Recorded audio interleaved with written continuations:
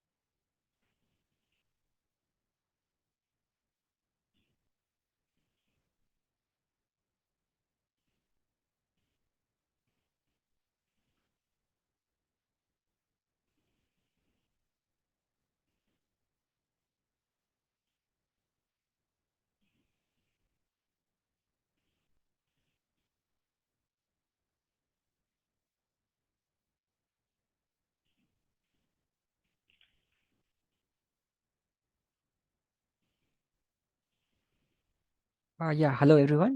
We are just waiting for folks to join. So we'll give one more minute, and then we'll start.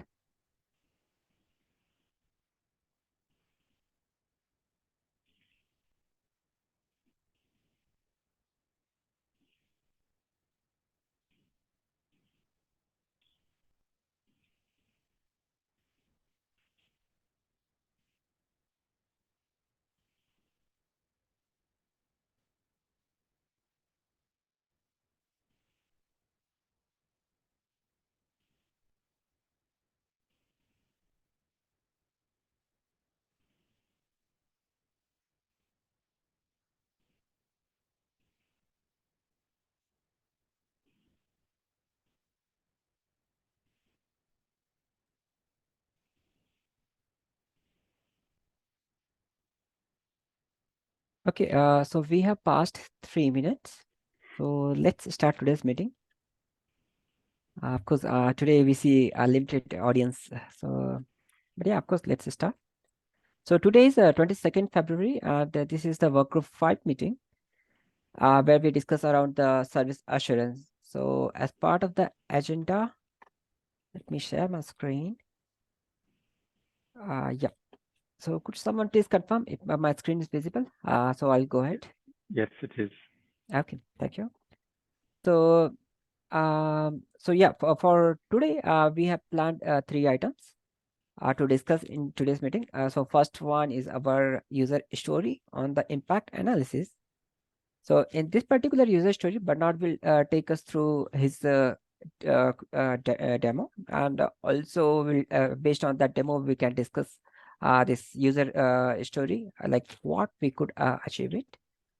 And the second one comes about our the previous one where we have captured the review comments on the service assurance framework, which is targeting to ODU. So in the last few weeks, we are still discussing on it, and we are trying to converge on it. So I'll just show like what comments we have captured, and I'll invite everyone's comment there also. And the last and the third topic where we will try to get some updates from the observability side, like how they are progressing and what exactly they are developing, so that service assurance could consume it. So with this, I'll jump on agenda points. So the first one, user story on the impact analysis. So Bernard, would you like to take from here? Would you like to share your Yes, screen? if that's, yes, I will. Okay, I'll stop So sharing let and me just see if I can share that. Okay, hopefully it should work now. And just a short recap of what is this user story about. The idea is that we are, as a telco operator, trying to capture sort of a deployment description in a model. This deployment description contains many, many resources which will need to be configured. Could be that during this configuration process, new resources are inserted into the packages. And in the consequence, sort of when we are rolling out those resources, we might lose track of how those different resources belong together, how our high level intent, which I would now relate to a package or a set of packages, would relate to sort of the things which we are observing later on via the observability mechanisms, which we are discussing in another work stream. So here the idea is to derive a mechanism which allows us to correlate information, map those elements together in such a way that a telco operator can easily understand if something goes wrong, what kind of services are impacted, or on the other way around, if we're talking about sort of issues on a service level, on a customer level, sort of that we can determine what kind of elements we should look at in order to determine possible root causes for that. Yeah. And the idea is that as a starting, if there are questions, please jump in. Yeah, I have a quick question. Actually, why is this related to service assurance? Because if you don't know what you would want to observe, yeah, basically you're just observing everything, and later on you would have to make sense out of how does that what you've been observing relate to the intentions you've been sort of addressing. That means just imagine that we at some point in time would get sort of from the vendors sort of packages where they say you only have to sort of now do a slight modification of the packages and then roll it out. And on the other side, we have open telemetry solutions, which are now going on the nitty-gritty level of looking at pod services, service mesh instances, etc. And they're capturing a lot of information. And then the question is, what does that actually mean? How does it relate to sort of the packages which we are observing? If there's a cluster going down, what kind of elements are sort of impacted, etc. This type of information would need to be sort of anyhow configured into our service assurance systems. So the idea is to make this a machine read. So my view is a bit different there, is that the service assurance need to be able to access it, but it's not the job of the service assurance to deal with it. You need to have the information available. I'm not talking about because the cycle. The reason, yeah. Let me clarify why I'm saying that, right? Because this problem space we are addressing in NF2 infra, exactly. So in NF2 infra, this is exactly what you need in order to be able to do the NF2 infra job, right? So as such, so what I'm trying to say is that if that information is available to service assurance, then they can consume it, but it's not the job of service assurance to define, to get this data or get to this data. No, let's say it's not the job of service assurance to generate that data, but the data should be available.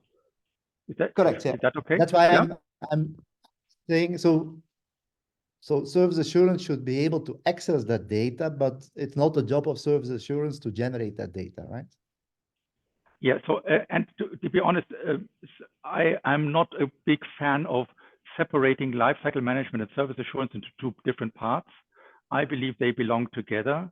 And that's why I'm saying in the context of the Nephew configuration processes, I would like to have one place where this information is generated. If I put that into the badge of service assurance or I put that in lifecycle management, I don't care.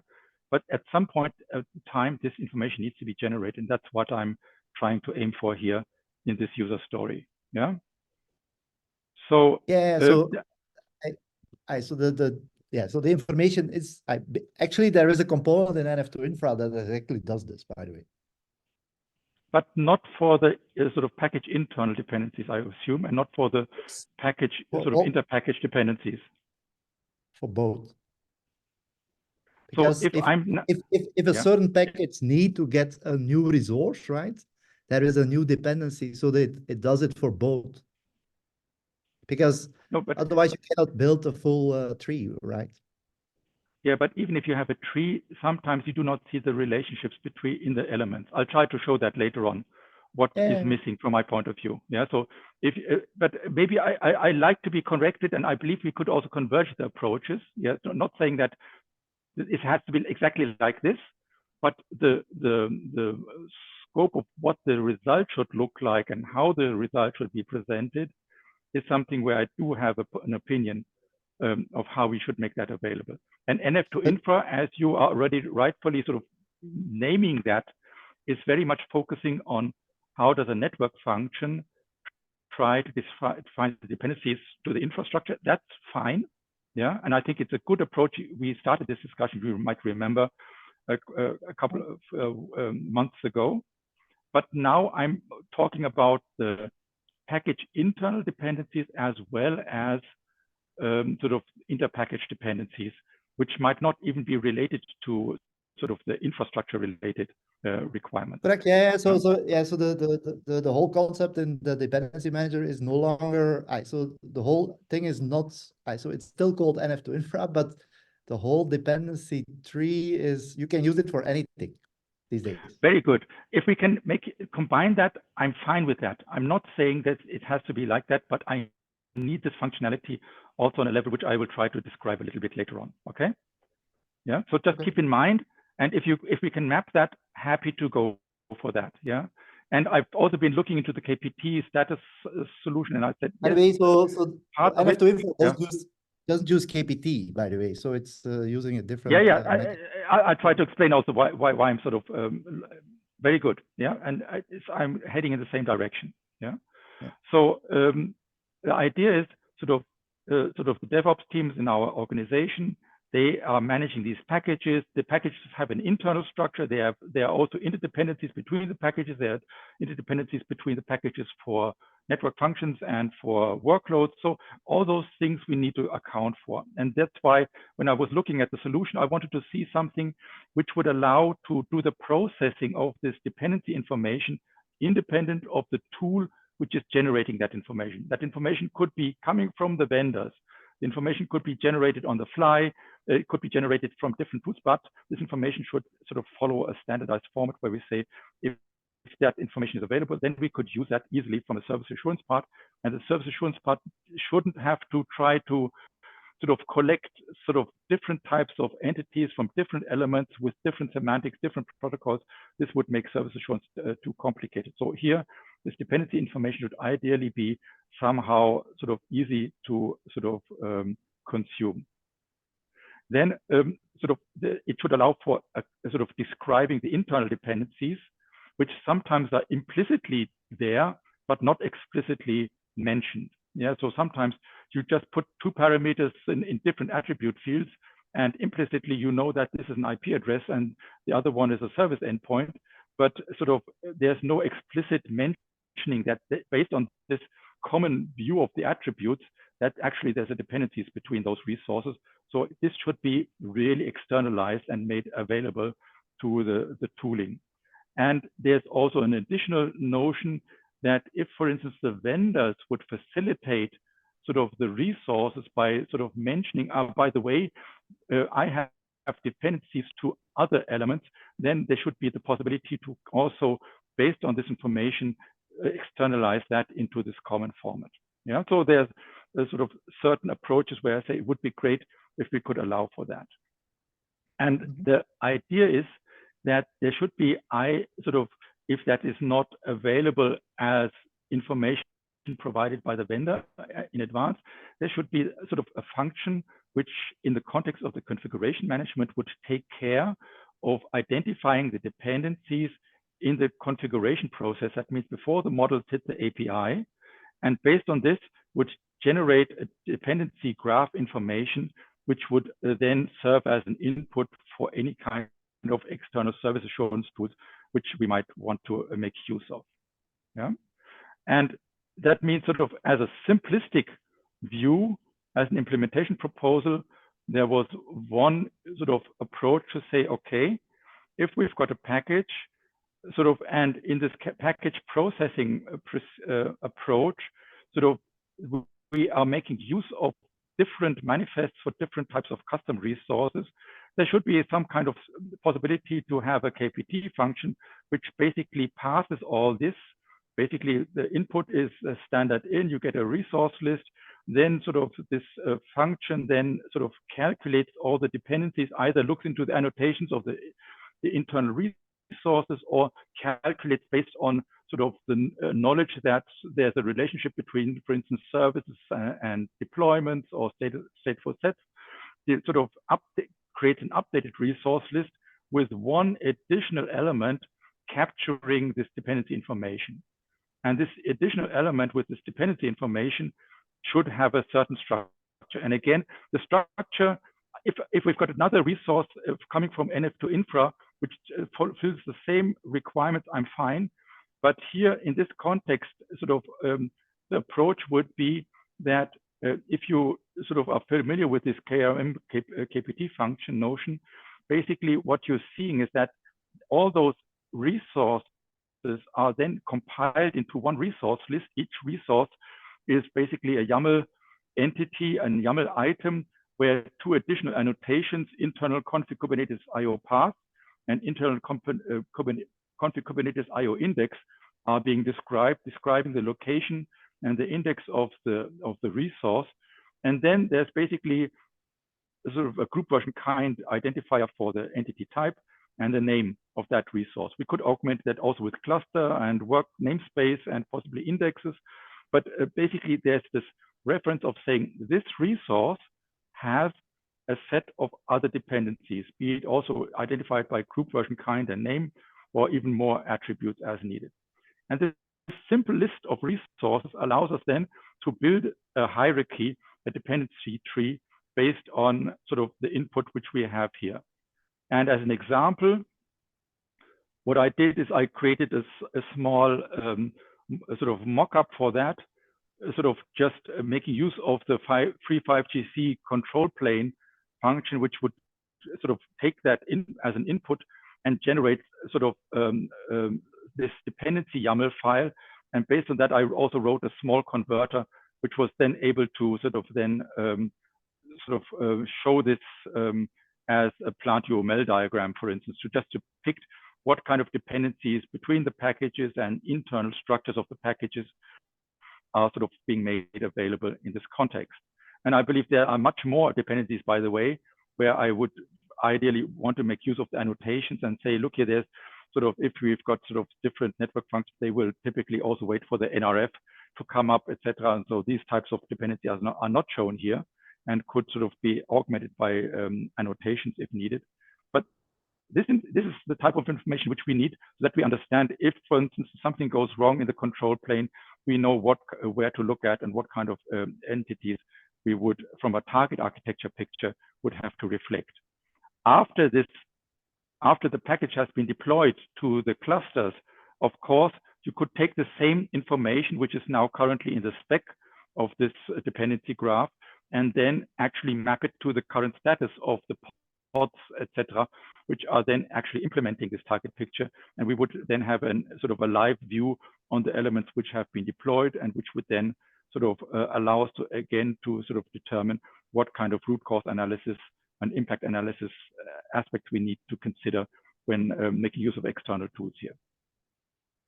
So that is the proposal. I'm very much wanting to see some kind of structured way of capturing the dependencies, making that sort of part of the process, so that before we are actually handing over a package to the APIs, we have this dependency information available for processing via any kind of service assurance tooling which we might have in mind, depending on the setup which a telco operator might want to make use of.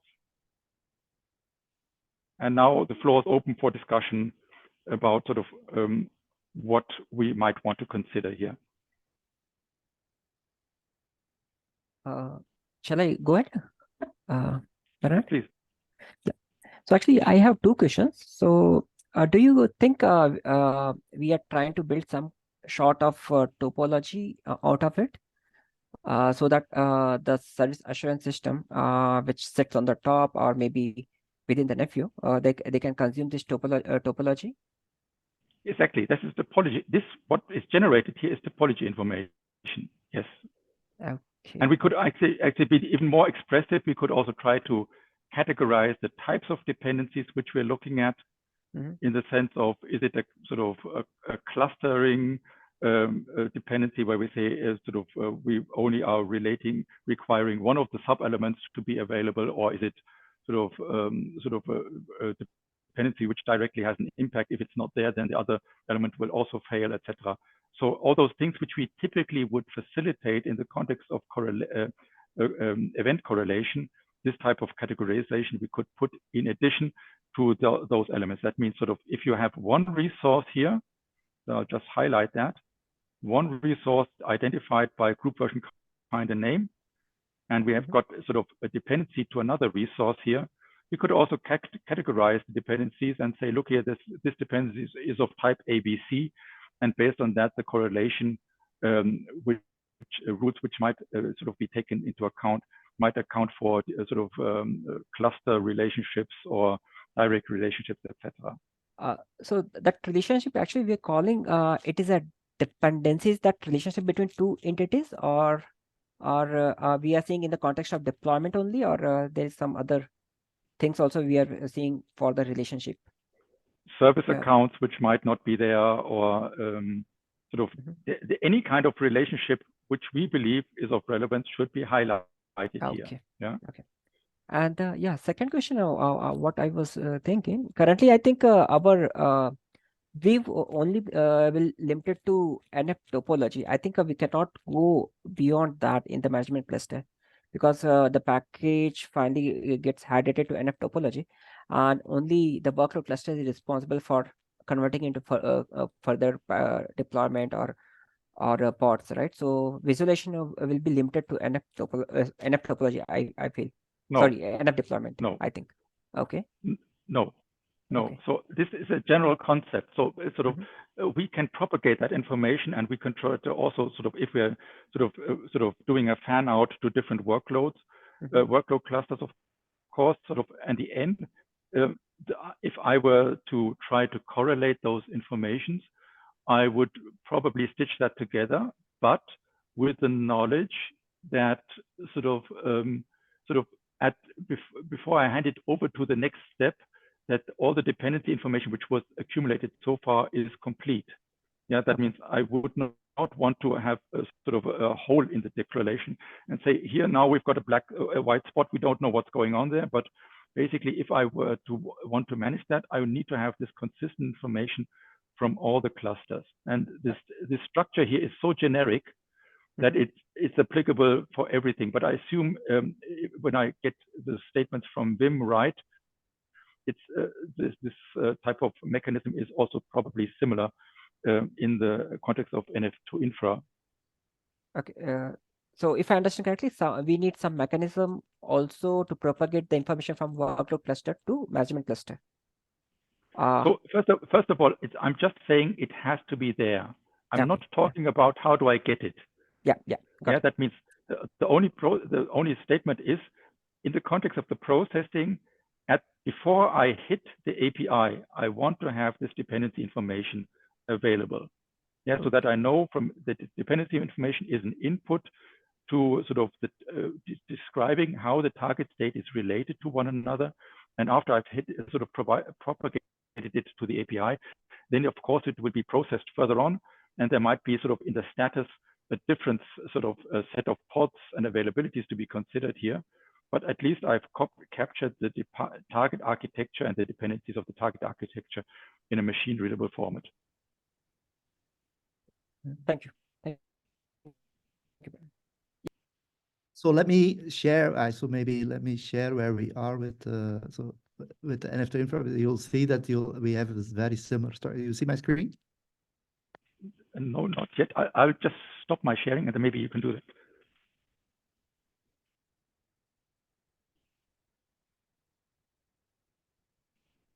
You see my screen? Still black currently. Oh, now I can see it. Yeah, so we have a similar, so for every package, right? So you get the dependency on every resource, you see? So this is the resource, which basically has a GVK group version kind, right? So this is at the moment a static. So we have two basically dependencies in NF2 infra. One is static dependency and one is runtime dependencies, but the structure is the same, right? Can I see the model? Is there any kind of resource it's model? Very similar to what you have. Now, okay. So the reason I was highlighting this is, so it's very hard. So what you see, you show basically two levels of dependency in real. So when I looked at everything we do in Nephew today, you already have a level of 4. Okay. So yeah, the approach. Wait, just one moment. So the approach which I've been showing here is a cascaded approach. That means by sort of looking at each of those resources and their sort of next dependencies, I can create a tree of any depth. Right. To determine that's topology. Why that's why I wanted to clarify, because that's exactly what we are doing, right? So basically, you see per package, you see all the internal dependencies here, right? Yeah. And then you can build. So for example, this package is depending. There is only one resource here, is depending on another package. So with this you can build exactly what you're looking for, right? Because this is basically depending on another package. So you have to do a lookup of that package, and then you can build the hierarchy. That's what we are basically doing, because we need that in order to instantiate the packages and know that a certain resource is available already before you can deploy it. So there is, for example, you cannot. But what I'm trying to say is that we should discuss this in NF2 infra, in my view, because this is what we are looking at and creating that whole tree, because then we have one mechanism for everything. Very good. I'm very happy to go for that approach. Yeah, but let me try to be very, very specific about my additional requirements, because for me, it doesn't suffice to say sort of, since a resource is in a package, I just do a link to the package between the package and the resources, and then say there's a dependencies to that. I would also need the inner package dependencies. That means how a service is. Yeah. Yeah, but can I see, for instance, the service to deployment dependency? Where would I see that? I mean, if it's not here, but there is a deployment here. In this one, there is definitely a deployment. Where is it? But there should be a service to deployment dependency, for instance. Yeah, because you're saying we're exposing this service, and there's a selector which then sort of is fitting a certain deployment package. Sure.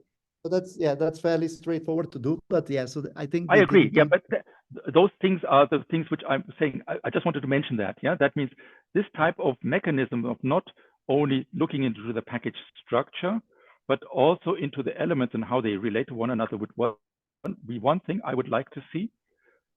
In addition, I would like to see the mechanism where a resource could potentially announce dependencies to other resources.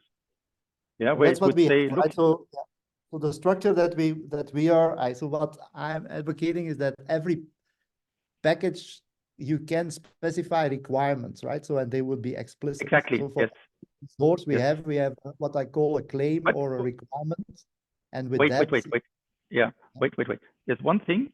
You are now relating those requirements to the package level. I want to No, relate it no, to no, no, the no, no. resource. Oh, the requirement is based on an API, not a package, and the API can be within, it's probably within a package, but yeah. So there is, so the requirement is on an API. It's not on a package.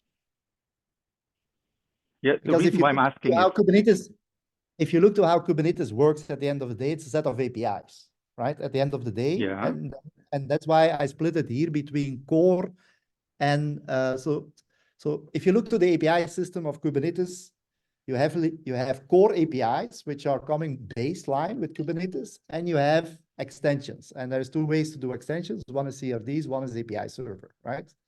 So what you do for every API, because that's basically your consumption model, you can specify a requirement on that API that, or you map it direct. So you basically have two methods. And so with that, you can build any relationship to any resource that is available in the cluster.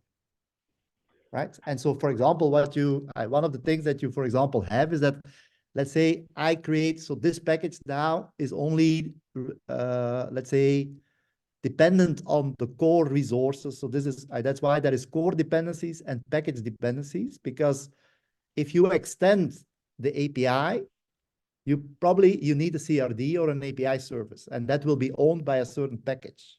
You see? So in other words, when you do that, so for example, if this package would say, I need to have access to that CRD resource, you have immediately an implicit dependency to that package that owns that API, if you see what I'm saying. And so with that, you can... The only thing which I'm just trying to come up with, and help me please, Wim, if I'm sort of heading in the wrong direction.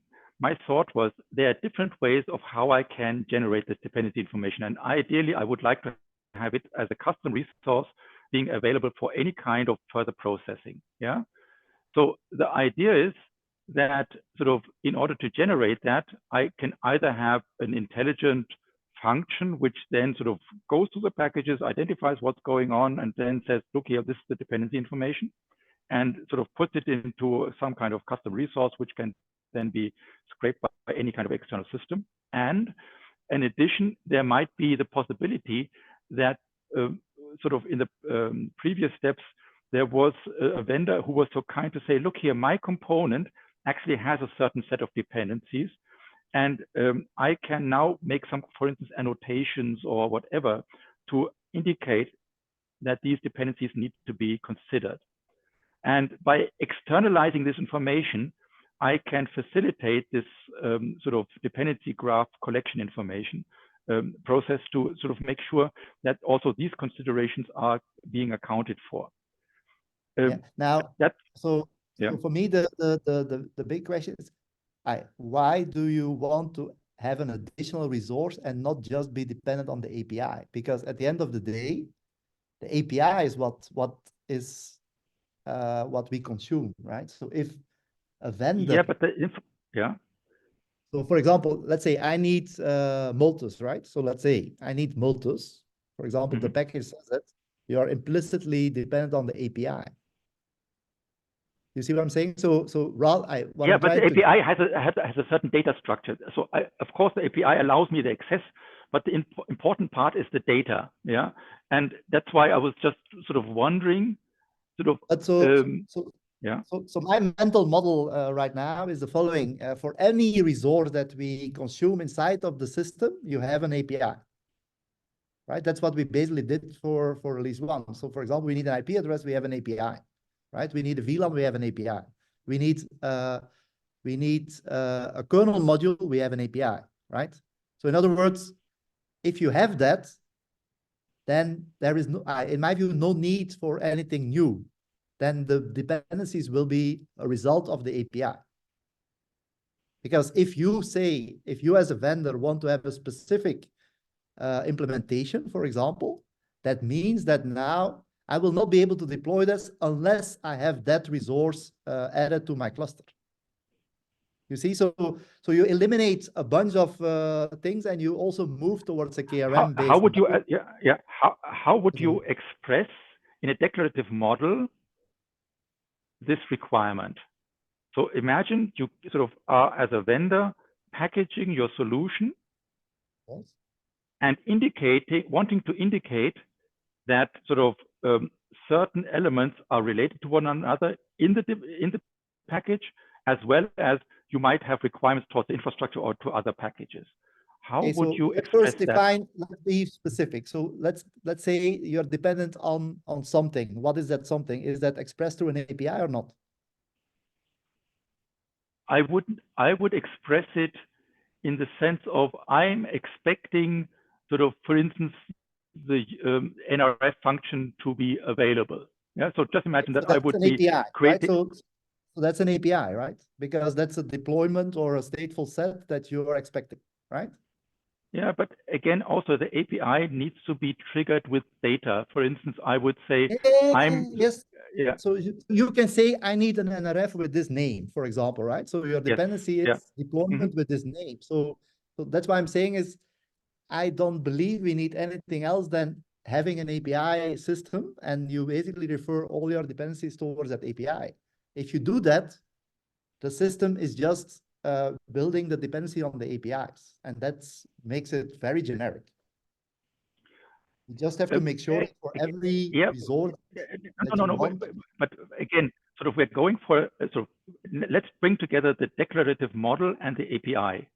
Yeah, that means sort of as sort of a telco operator, we are trying to say we are getting artifacts and manifests, etc. We are going to package them, and this information block, this information block will be handed over to an API or set of APIs. But in this information model, which I'm capturing, I need to also describe the dependencies. I will not do that sort of somehow with sort of functional logic in it. There's a declarative model which says what the dependencies should look like. And that's what I'm wanting to understand. That I didn't quite get, how you capture within this manifest or set of manifests the dependencies which you would need to support here. By basically referring to the APIs that you need. So for example, if I want to, so let's say I want to have a VLAN, right? So you basically say, I create a VLAN claim with a certain name or a certain set of attributes, and there is an API that refers to that requirement. And that's what we have been doing so far, right? So, and I think it's a very powerful model because, by the way, just to be clear, those APIs don't have to be attached to the cluster, so they can be living just within a package, which is just used to be able to get access to it, right?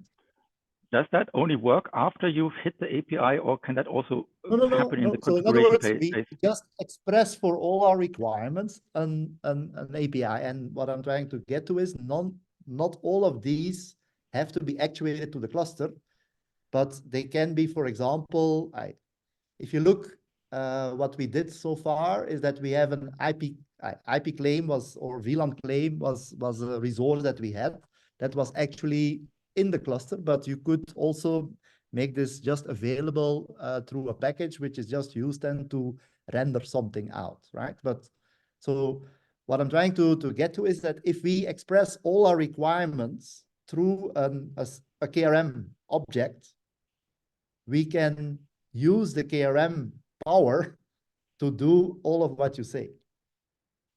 Yeah. So, but basically, what as a result, you don't need additional things to do something else, because we build on build, and I try to come up with a scheme that is just one thing, and you use it. So to be very explicit, now if I'm the service assurance tool manager within my organization, and a service assurance guy, and I want to get this topology information of the cluster or of the solution, the target state, will I only have to ask one API to get that? Yes. So you go to one element and you say, okay, give me all the dependencies of this resource, and then you basically get it in one shot. Yeah. but it's not modeled immediately in a CRD, right? So it will be through some lookups that you have to do, you get the information, because what I experienced that if you build this one big tree and you want to map it, first of all, it's changing potentially, right, regularly. Plus, how many levels do you have to model? So I was of the opinion that you model one dependency within your resource, right? And then the tree itself is a result of looking up each of those items. So that's basically what, if you query the API, what you will do is you will ask, okay, give me the dependency tree from this resource, and then you get a full tree from there. Okay, you iterate. But could you just show me sort of this one level dependency description in the resource, how you model that? So here right now, it's basically, so this is the package, right? So, and here we model it as GVK. So we know the API, right? So which is core, right? So this is Kubernetes v1 secret, and then the name is missing here, right? Sorry, help me please. But this is not a standard manifest, which I'm looking for this kind sort of metadata. So this is the type of. So this is at the moment. So so this is a package which has all of these resources internally, right? Okay. Yes. So this is the first level. So this is so the name here is just, so I call it internally right now package dependency, right? So package dependency with a name, and it has a revision and stuff like that. So it is GVK based. So each of these are packages which have group version kind, namespace name, which is basically this. Okay. And then within that, you have for every resource, you basically, and you can have, so you see here, this is, okay, I am depending on a secret, right? Can I see this relationship in exactly this resource? I would like to see. Yes, how correct. So modeled. this is what I'm just dumping something that I just mocked up quickly, right? So, but this is how it's represented, right? So this is the package. These are all the resources. And here is another example. Here there's only one resource, but this is the dependency on another package. You see?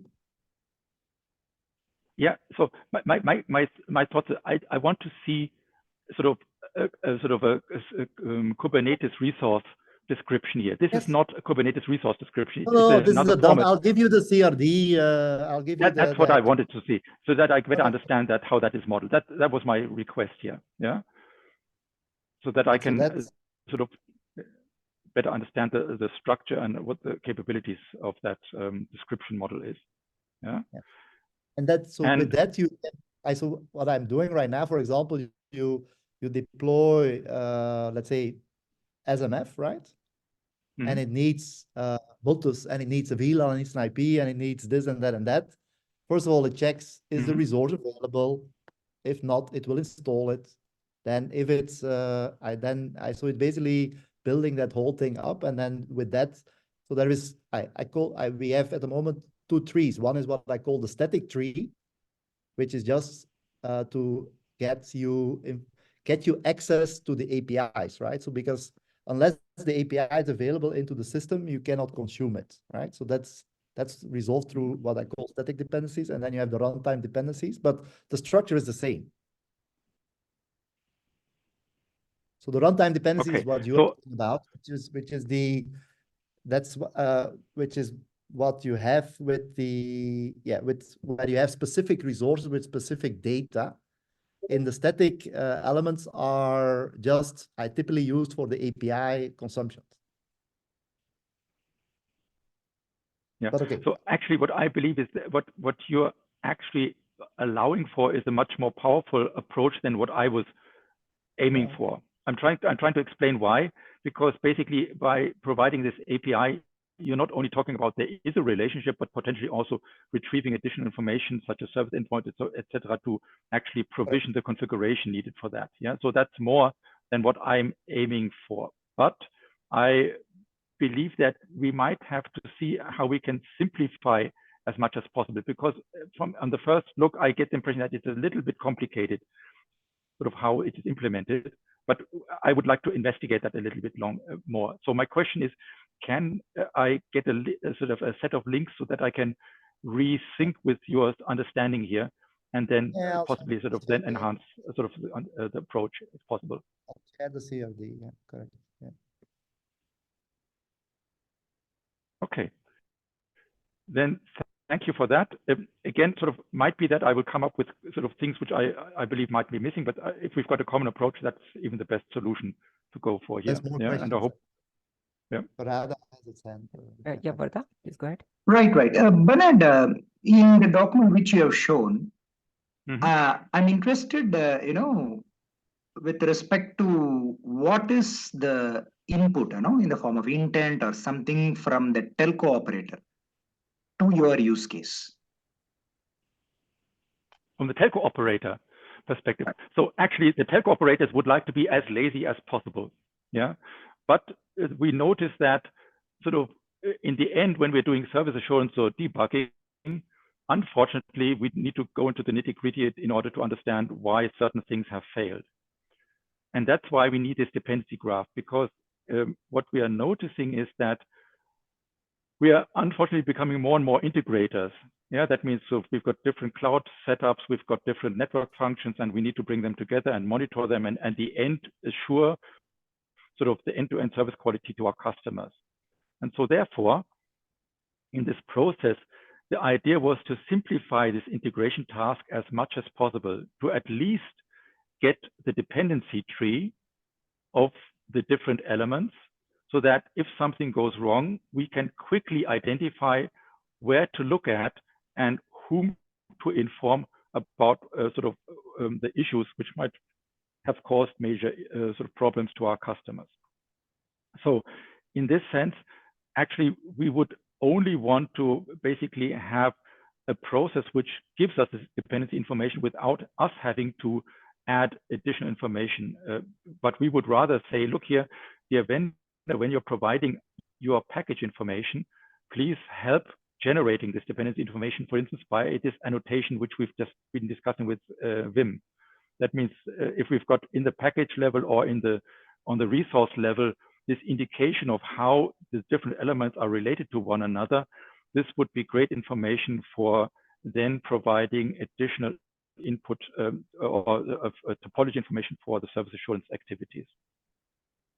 Okay, yeah, something like a troubleshooting. Okay, so in that, right, you expect only the dependency means just the package, or even the configuration. See, ideally, if you see, right, in a telco world, there must be a relation between, for example, I'll tell you about the coverage. Okay, coverage has a relationship with antenna tilt.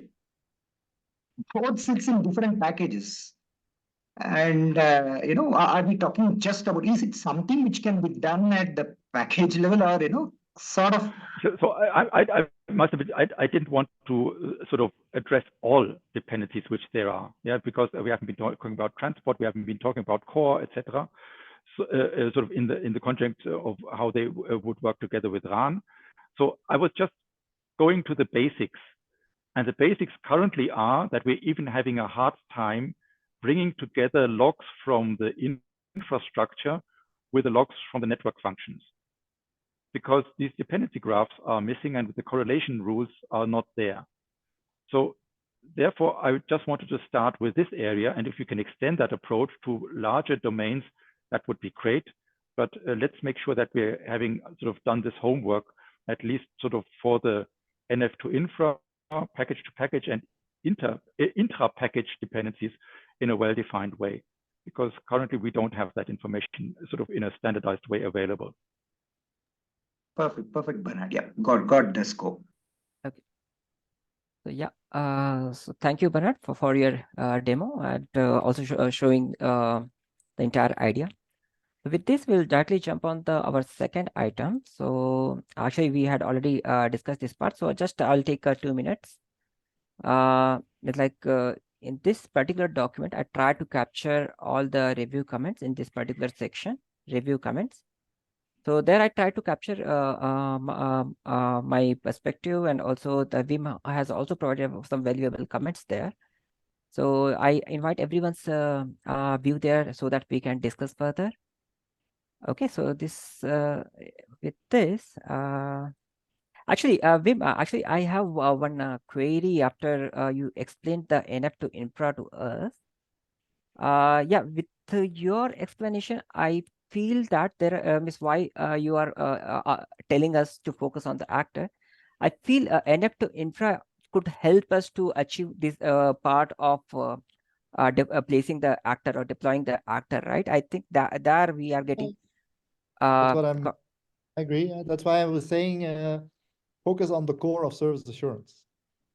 yeah. I'm getting your idea that with the NF to infra, we could express our dependency in the package itself. That we What you have to do is ask what it is, right? So for example, you need to know where the, let's say, network function is deployed, right? right. For example, you can just ask. I see. So And is by it? the way, actually, it's not even like that. It's actually even different. You basically say, I need an actor assigned to this thing, and NF to infra will deploy it for you, basically. I see. So, Bim, is it possible that you just help us to fix this particular flow by using the NF to infra and also share the details on the NF to infra so that we can also understand it and discuss on it? Yeah.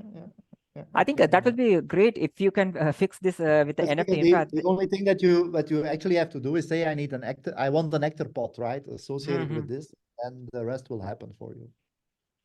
Okay. So yeah, with this actually, I have one more comment.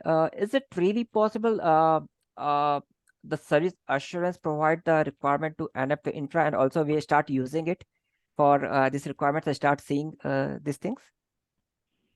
See what NF to infra does. I mean, the original point was the following, right? So we wanted to have a network function, right? Network function deployment needs a bunch of stuff before it can apply. Let's say, make it easy. I need an IP address and a VLAN, for example, right? So now, if you look, the approach is not really specific to. If you look at the problem statement, it's not okay. Although we call it NF to infra, it's applicable to any piece of software that you want to use or install or consume, right? So as such, if you have a mechanism to express your requirement, if you will, right, which we do through an API, you basically can do almost anything, or it solves the dependencies, right? So it just assumes that you have an API. So in this case, your actor pod is most likely a deployment or a stateful set or a pod or something like that. So which is an expressing through an API. That's why I've been pushing to do that, because if you do so, we use the full power of KRM, in my view. And that's, I think, where you see a lot of benefits coming from, because now we are using in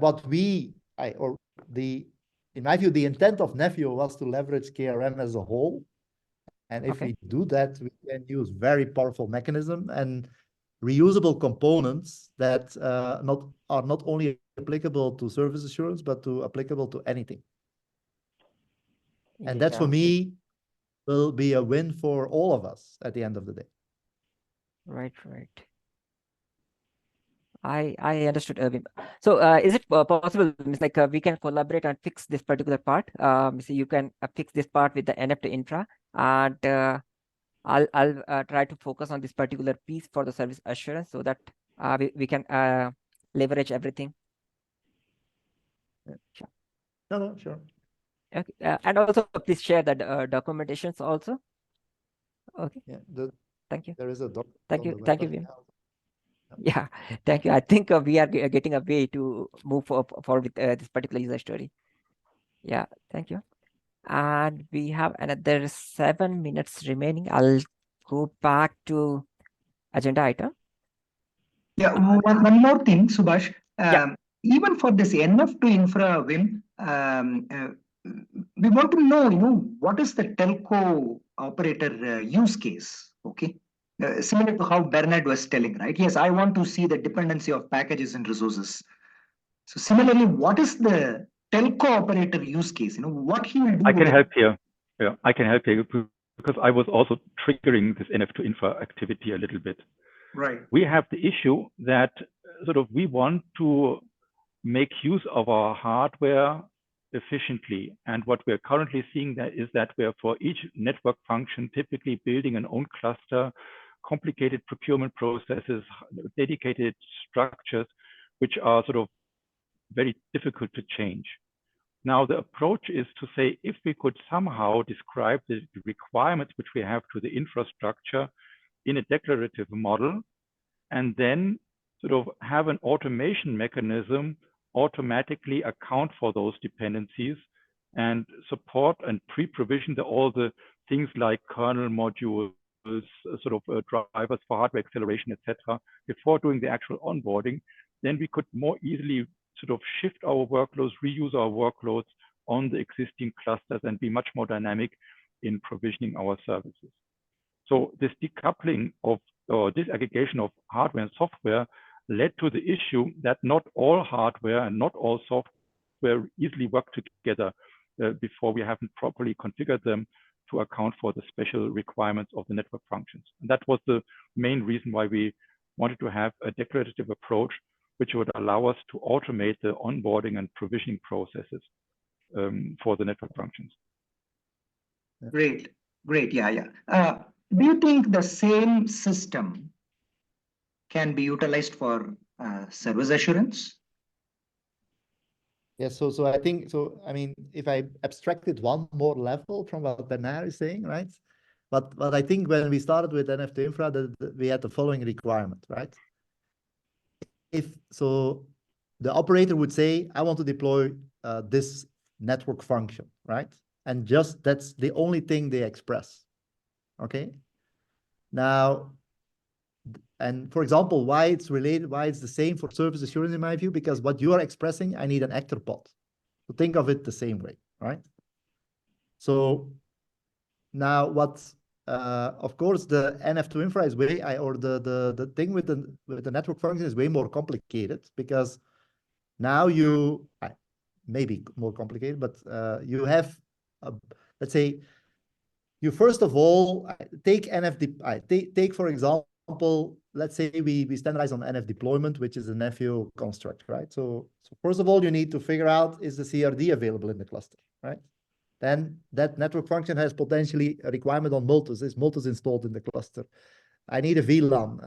I need this kernel module to be installed, right? So if you look at this, then if we have a mechanism by which we can do this in an automated way, right? So that was where we came from. Then that was the requirement, if you will, right? So from just saying I want to deploy an SMF, right? And whether the vendor is specified or not doesn't really matter. And so that's basically was the requirement where we started from. And now when we were designing it, it came clear that that thing is not necessarily tied to NF2 infra, if you will, because if you, for example, need a piece of software, right? Or let's say you need, let's make it specific to service assurance. Let's say you have a service assurance CRD, right? That you have defined, in which you express which information you need and your actor logic and stuff like that, right? Let's say you want an actor pod that consumes it. So the only thing that you actually have to do is say, I want this service, I want this CRD with some specific parameters to be installed and associated with this network function, right? And that alone will trigger the rest of the job. Because you are now able to express your API through an API that you want service assurance. That API has a CRD. The NF2 infra will check, is the CRD available in the right place? If not, it will install it.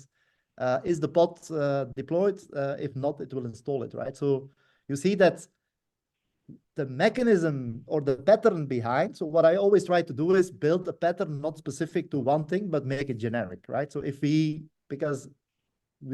can do so, we can reuse it for multiple things. That's why, for example, package variant is a nice construct because you can use it almost for anything, right? It's not tied to network functions. It's tied to clusters. We can do all kinds of stuff with that. So if we can build or find these patterns and make a reusable component mechanism out of it, we benefit overall, right? Because then that means that we want to reuse that system in various scenarios. And that's what we came up with, basically. Yeah. Thank you, Okay. Vim. Yeah. Thank you, Vardhan. So actually, we have one more item. So sorry to cut the discussion. So, Stephen, if you are available, could you give us some details on the observability, updates on the observability? So I don't believe that the time will be sufficient. We're nearly at the end of the hour, so we should try to reserve that for the next time. Okay, sure. So Stephen, would it be possible if you share your updates over the Slack itself? I'll add these things here in the meeting. Yeah, I mean, we just had our first Kubernetes meeting earlier this week. Okay. Yeah, sure.